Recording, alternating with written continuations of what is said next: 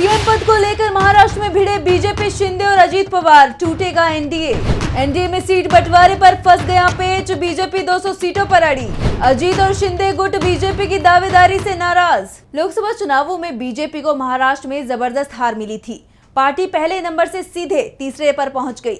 अगर एक सीट कम और हो जाती तो चौथे नंबर की पार्टी बन जाती। इसके बाद से ही पूरे एनडीए में घमासान मचा हुआ है। विवाद अब सीएम पद को लेकर तेज हो गया है। एक तरफ बीजेपी नेता संकेत दे रहे हैं कि चुनाव बीजेपी के नेतृत्व में होगा और सरकार बनने पर इस बार सीएम पद सहयोगी का नहीं होगा बल्कि बीजेपी का सीएम होगा।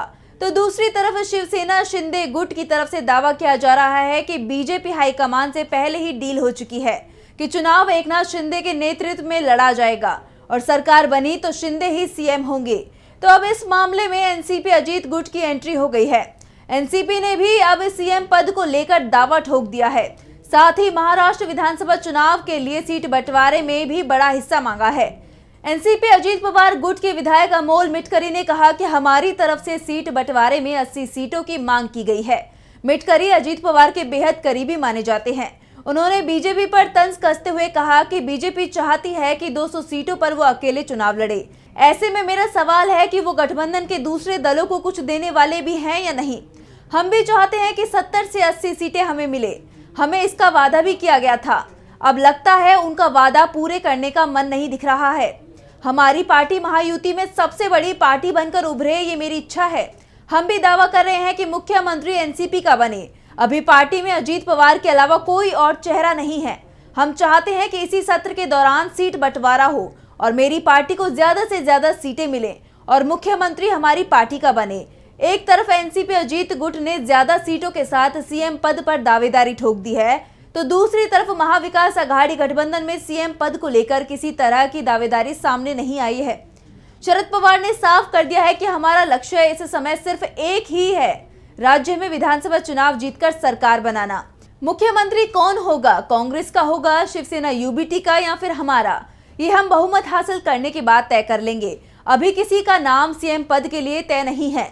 इस बीच एनसीपी पवार गुट और कांग्रेस के साथ ही शिवसेना यूबीटी की तरफ से जो संकेत मिल रहे हैं उससे साफ हो गया है कि लोकसभा चुनाव के जैसे विधानसभा चुनाव में सीट बंटवारे में देरी नहीं की जाएगी।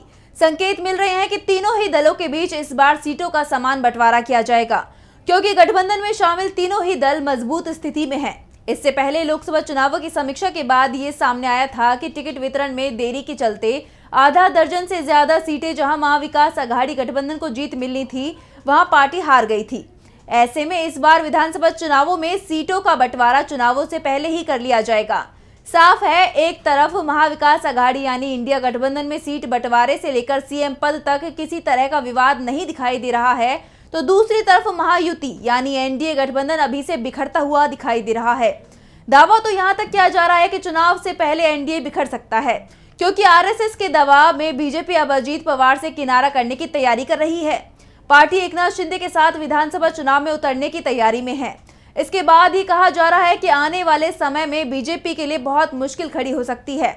महाराष्ट्र में मजबूत महाविकास अघाड़ी गठबंधन आसानी से बीजेपी के गठबंधन वाले महायुति पर भारी पड़ सकता है। यानी 6 महीने में ही बीजेपी के हाथ से एक और राज्य फिसलने वाला है।